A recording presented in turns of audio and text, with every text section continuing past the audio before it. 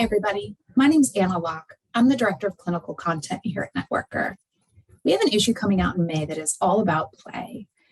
And as we've been talking to our friends and colleagues about the different ways that they bring fun and playfulness into therapy, we kept saying to ourselves, man, that's hilarious. I've got to see that. So that's what we decided to do. We asked your colleagues if they would be willing to record a quick video of them talking about the ways that they view fun, silliness, and play in therapy, and maybe even demonstrating ways that they've brought play into the room in a way that has made a big impact for their clients.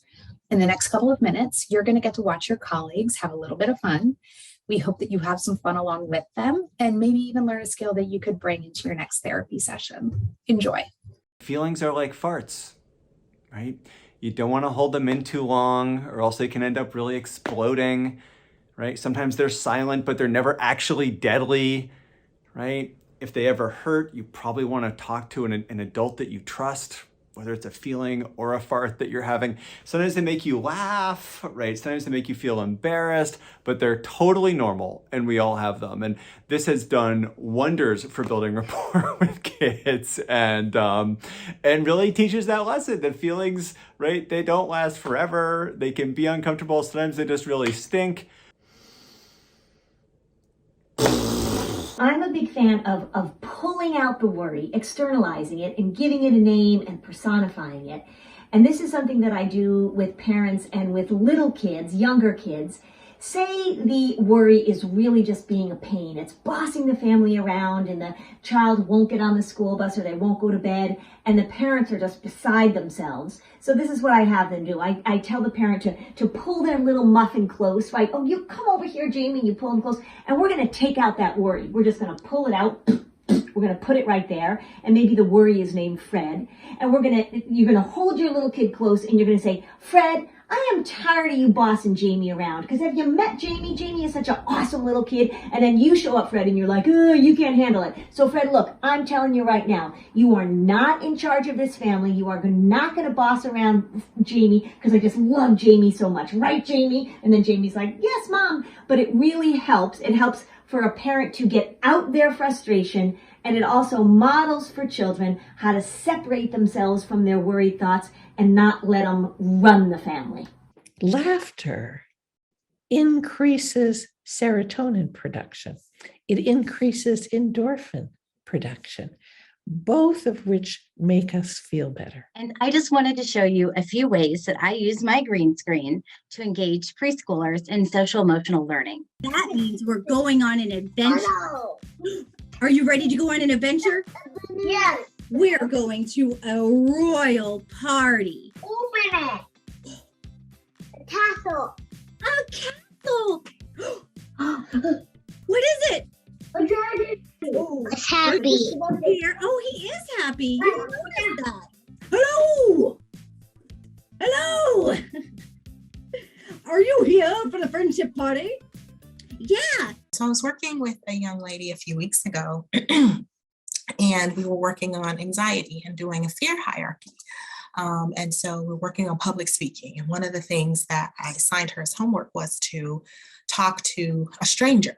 And so we're working on this fear hierarchy. And she says, well, I don't think you understand how hard it is to do something and, possibly embarrass myself. And so what are you going to do if I come in and do these two things on the hierarchy? And so, I sort of chuckled to myself and then I asked her, I said, well, what do you think would be a fair, comparable activity for me to do? And without missing a beat, she goes, you need to learn to dance. And so sure enough, we met the next week and she comes in and she's, talking about how difficult it was, but it got easier, the more she did it. And she goes, okay, now it's your turn. And so I, true to my word, I showed her what I had been working on over the last few weeks, which was the floss dance. We had a good laugh, and I think it's important to show ourselves as relatable and humans with the clients that we work with. One of my newest favorite items that I keep in my therapeutic knickknack drawer has been my stuffed poop emoji. I had one of my longer standing clients talking about how she was feeling very discouraged, didn't think she could ever figure out how to learn this job, and she's not good enough and not smart enough, and on, the things that she often tended to perseverate about in a very negative way. And I'm not sure what made me think of this, but I then just suddenly grabbed my poop emoji and threw it into her lap. And it really broke the ice in that moment. And she laughed, she got it. And now we're in this habit that if she's kind of going down that path, all I have to do is put my hand on the drawer and she kind of chuckles and we can kind of do a reframe and a regroup. Play in the therapy space is a way of saying it's safe here. And we don't have to say it in words because that only reaches this part of the brain. If we're saying it with our whole bodies, right? Because playfulness and laughter really involve the whole body. You feel more spontaneous, right? There's a kind of very different energy. When I have a client who comes in, they just seem the energy's low or they're really intense. Instead of doing the yoga, what I'll say is, hey, this is a good moment for like a song. You got a song that goes with this moment where either you're angry, you're mad, or something that's pumping up. I got to go to my Apple Music. And usually I'll say, okay, let's put your music on. I think today I had Lizzo. So I'll say, you know what? We're going to have a moment where I'm going to bounce and we'll start bouncing. And I say, stand up.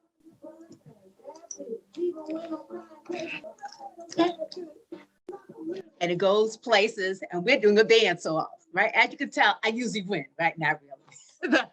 But you'd be surprised because I got clients and we'll go, let's go up and down the room, back it up, right? And we're having fun and we're laughing. I don't know any words to any song, but all I know is I'm having a good time and they're having a good time. And by the time we're finished, the endorphins are up and we're laughing. One time I was working with this young woman in her 20s, and she had come to therapy with relationship issues. And the gist of it was that they fought and she was responsible. It seemed like they would argue and he would blame her or flip things around on her. And if he did take responsibility, he always had an excuse for it. There was always a reason. And so one day I'm sitting in the room with her and the song Blame It on the Rain by Milli Vanilli just popped into my head. And so I said to her, I don't know why, I said, do you know the song Blame It on the Rain by Milli Vanilli? And she was like, no. And so I said, come here. And we went over to my computer and I played her a couple lines of the song, and she started laughing. And I was like, what do you think? And she was like, oh my gosh, he blames it on the rain. And it was this incredible moment where what was happening really clicked in. I don't know why, just from hearing it in a different way through the song, or having it come from some external source besides what we were doing in therapy. I really noticed a big shift in how we were approaching therapy after that. Blame it on the rain. Yeah, yeah. When I introduce mindfulness practices into therapy, people often struggle to practice regularly, so I tell them a story. There was this tourist who was lost in New York and getting increasingly frantic because he was late for a performance. He spies a fellow in a tuxedo carrying what looks like a violin case, and he scurries up to the musician and he says, oh, help me, how do I get to Carnegie Hall? And the musician looks at the tourist and becomes pensive. And the tourist is getting increasingly frantic, waiting for an answer. And finally, the musician says, practice, practice. Here's the hard part. We can't plan how to be playful, right? Playfulness has to be spontaneous. Laughter has to be spontaneous. Smiling is so different when it's spontaneous. So I think the trick is really to relax our bodies, to let go of the thoughts we have about what's our goal in this session, what do we need to accomplish, so that the spontaneity, the playfulness, the laughter can emerge. And in that context, we can still accomplish the goals, but it's going to feel like a very different experience to the client. If you're thinking that it might be difficult for you to add humor or playfulness into your sessions, I say this: hogwash.